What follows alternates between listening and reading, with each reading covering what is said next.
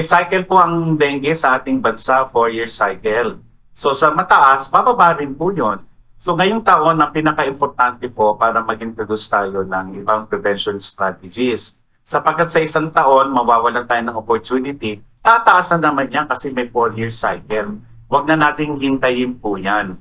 Ngayon ay tahimik, pero sa susunod na taon, dahil may 4-year cycle, biglang tataas naman po yan. At ano epekto po nito? Matatandaan nag-report ng PhilHealth na noong 2024, sila ay gumastos ng 3.5 billion pesos.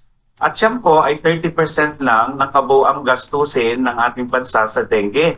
Tinataya po kasi sa direct and indirect costs na ito ay aabot ng 11.5 hanggang 13 billion pesos. So, ang hindi po natin naintindihan ay parang tinatax tayo ng dengue ng ganong kalaking halaga. Malaki po ang nawawalang pera sa atin at malaki ang wala sa ating ekonomiya dahil po sa dengue. So, hindi lang po public health enemy number 1 yan.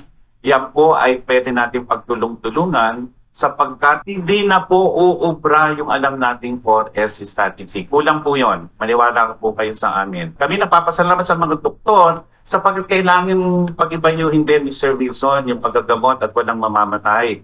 Sa ibang bansa kasi halos wala nang namamatay na sa dengue. Dito ang target nga natin sa buong mundo, 0 dengue deaths by 2030. Sa ngayon po ay 4 sa bawat 1,000 magkakaroon ng dengue ang namamatay. Sa ibang bansa, 1 sa bawat 10,000 na lang namamatay, halos wala nang namamatay sa dengue.